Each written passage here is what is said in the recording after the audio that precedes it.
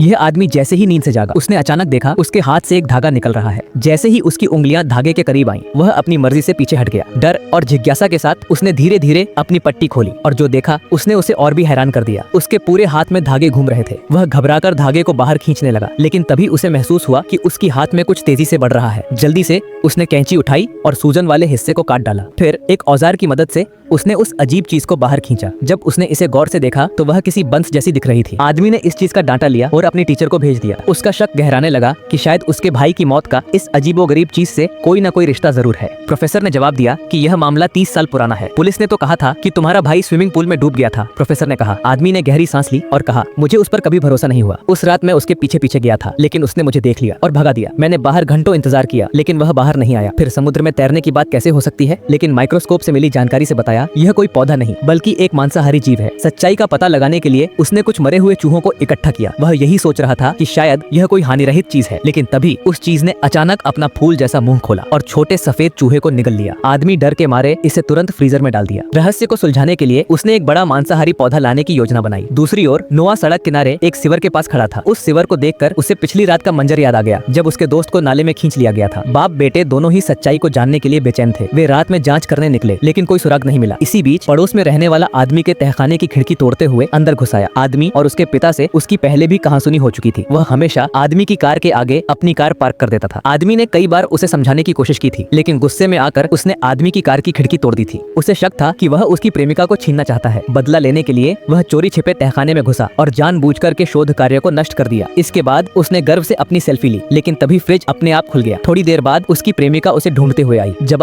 वह बाहर नहीं निकला तो वह भी तहखाने में गई और गलती से खिड़की बंद कर दी। वह कितनी भी कोशिश करती, खिड़की नहीं खुली। जब उसने मुड़कर देखा तो उसके सामने प्रयोगशाला पूरी तरह अस्त व्यस्त हो चुकी थी। यह देखकर उसके होश उड़ गए कि लड़के का फोन फर्श पर पड़ा था। उसने कांपते हुए बार बार उसका नाम पुकारा, पर कोई जवाब नहीं मिला। तभी अचानक उसके पीछे से एक भारी हाथ ने उसे छू लिया।